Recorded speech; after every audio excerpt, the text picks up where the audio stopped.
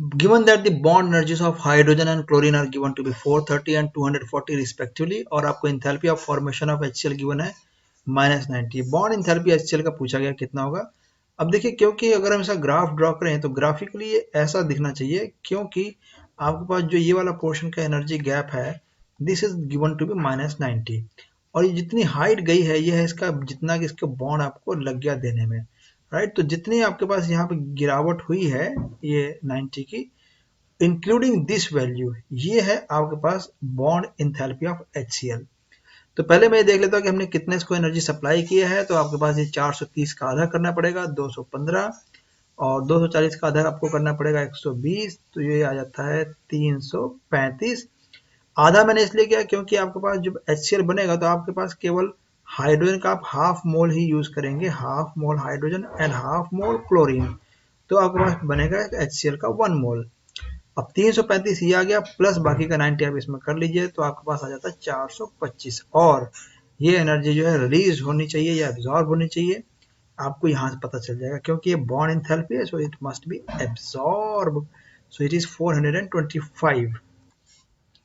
इस रिएक्शन में पूछा गया कि जो एंथैल्पी ऑफ न्यूट्रलाइजेशन रिएक्शन के लिए वो क्या होगी, क्योंकि यहाँ पे अगर आपको पास ये नॉलेज है इस बात की कि जो न्यूट्रलाइजेशन रिएक्शन है उसकी एंथैल्पी 57 वैल्यू ही रिलीज होती है। यदि एसिड और बेस स्ट्रांग हो तो, बहुत ज़्यादा स्ट्रांग हो तो इससे ज़्यादा रिलीज होगी, और अगर वीक है दोनों या कोई एक भी अगर वीकर है तो इससे एनर्जी कम रिलीज होगी। तो मुझे लगता है कि ये बात सभी को अच्छे से वेल नोन है कि मैग्नीशियम ऑक्साइड एक वीकर बेस है, तो इसलिए जो इसकी energy that should be less than 57, right. Next question है कि अगर बॉन्ड इन एनर्जीज अगर हमें H B R and HBr सब तीनों की गिवन है, और आपको एंथैल्पी चेंज पूछा गया है रिएक्शन के लिए। अब यहाँ पे ध्यान रखने वाली बात यह है कि आपके पास 2 HBr है, तो आप डेफिनेट सी बात है कि आप इसका डबल कर लेंगे। Just add these two number, you will get 625 and subtract क्या करना है आपको, इसका डबल सब्ट्रैक्ट करना है। तो ये है 4 times 2 8, 6 times 2 12 and 7 28, and just subtract, and what you get 103 with a negative sign। इस रिएक्शन में आप देख सकते हैं कि दो एटॉमिक स्टेट क्लोरीन जो है जुड़ करके मॉलिक्यूलर स्टेट में जा रहे हैं। तो मॉलिक्यूलर स्टेट में अगर जा रहे हैं तो बॉन्ड बन रहा है, यानी कि एंथैल्पी शुड बी नेगेटिव, और क्योंकि ये जुड़ रहे हैं तो इनकी एंट्रोपी जो है वो भी नेगेटिव होगी, राइट। सो इसका करेक्ट ऑप्शन होना चाहिए D, both are negative. Next question है, in which case the entropy change is negative, right. किस चीज में एंट्रोपी चेंज नेगेटिव होगा, जब एटॉमिक स्टेट से मॉलिक्यूलर स्टेट जुड़ रहे हैं, बन रहे हैं, तो इस कंडीशन में एंट्रोपी चेंज जो है वो नेगेटिव होगा।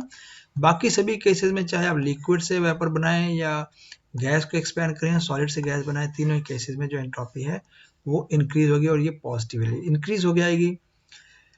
ओके, इस रिएक्शन के लिए जो एंथैल्पी चेंज गिवन है वो है 35.5, और एंट्रोपी चेंज आपको गिवन है।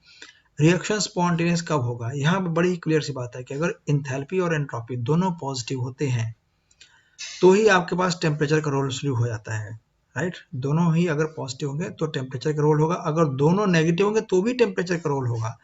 तो यहाँ पर आपको ध्यान रखना कि अगर एंट्रोपी अगर पॉजिटिव आ रही है तो इसका मतलब कि temperature should be greater then what, greater than delta H by delta S।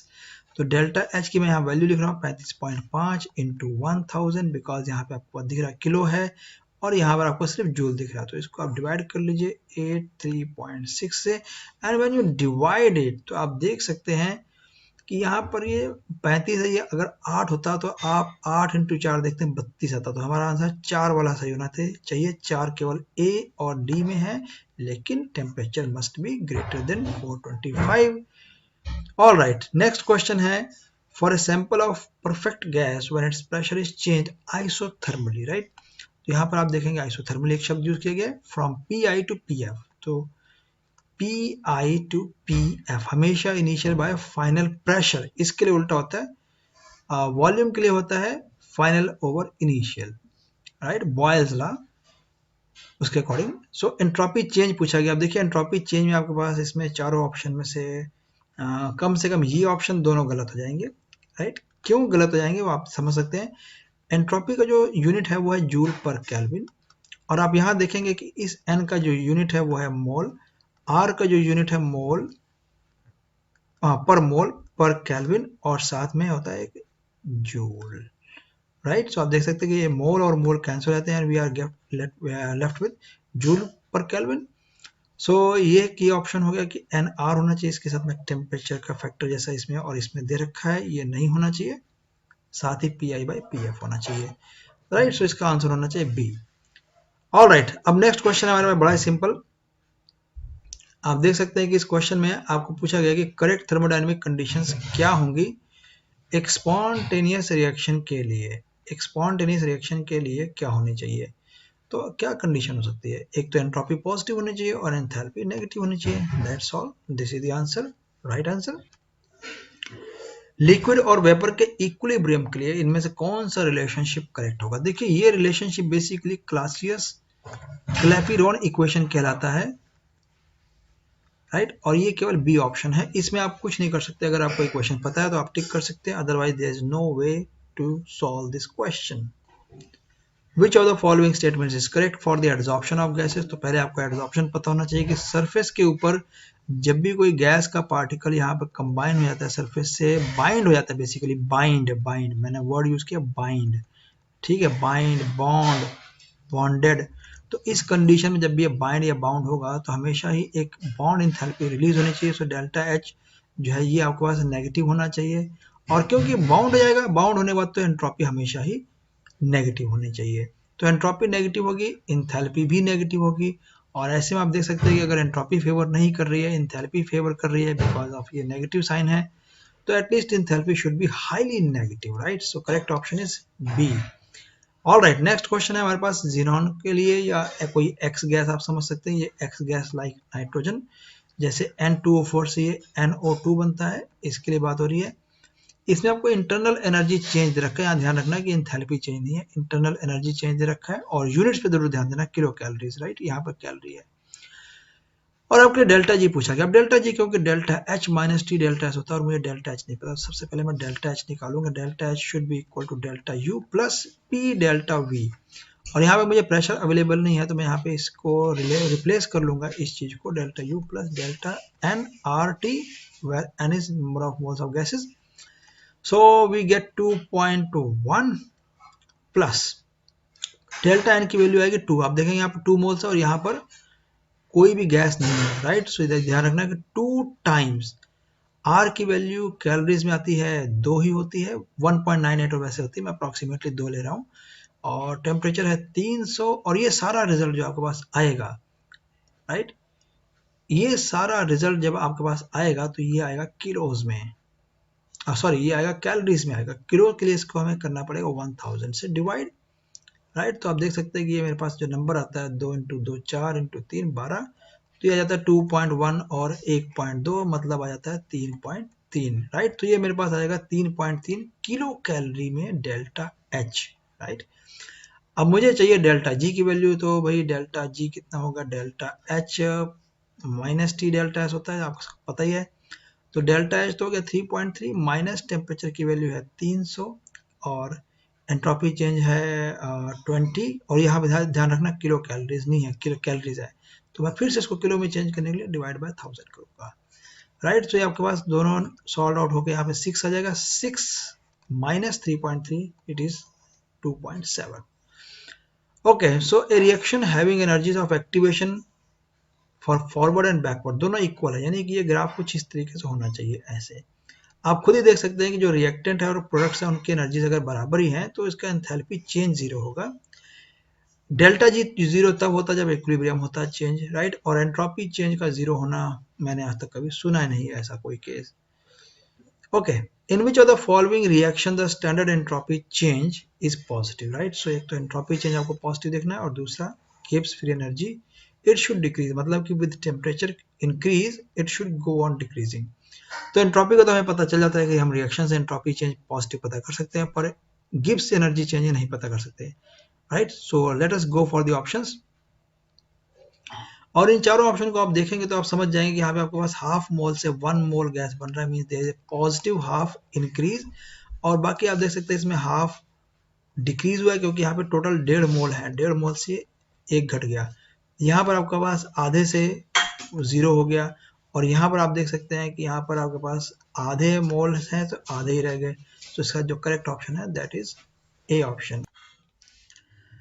The molar enthalpy or enthalpy of fusion of water is 1.435 kilocalories, right? So kilocalories है और आपको molar entropy change पूछा गया है, तो बड़ा ही सिंपल है। Molar entropy change आपके पास आ जाएगा, इतना नंबर आ गया इनटू 1000। 1000 क्यों करना है, क्योंकि यहाँ पे किलो दे रखा है, तो डिवाइड बाय हम 0 डिग्री सेल्सियस पे तो उसको 273 इसको डिवाइड कर लेंगे।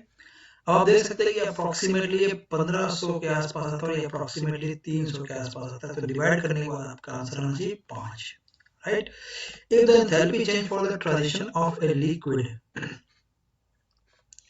Water to steam is 30 kilojoule 27 degrees, तो एंट्रोपी चेंज पूछा गया। अब देखिए 30 किलोजूल में फिर से 30,000 joules divide by 27 degree Celsius का मतलब 300 केल्विन, तो ये हमारे पास कितना आता है 100। Now let us go for the option.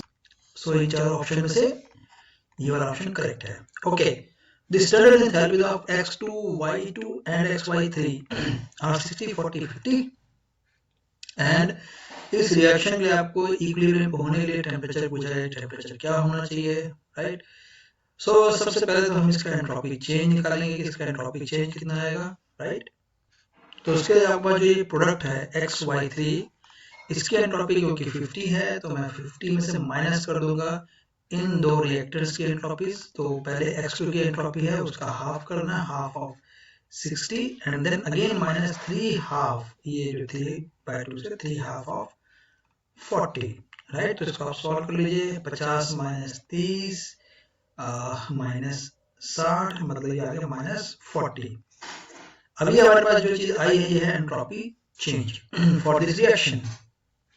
तो टेम्परेचर पूछा गया है, तो टेम्परेचर बड़ा सिंपल है, ये आपके पास 30 किलो जूल, मैंने ऑलरेडी 3 जीरो लगा दिए हैं, डिवाइड बाय 40 करेंगे तो ये आपके पास कितना ऑप्शन आना चाहिए, ये 3000 बटे 4000, तो अप्रोक्सीमेटली 1000 के आसपास रिजल्ट आता है।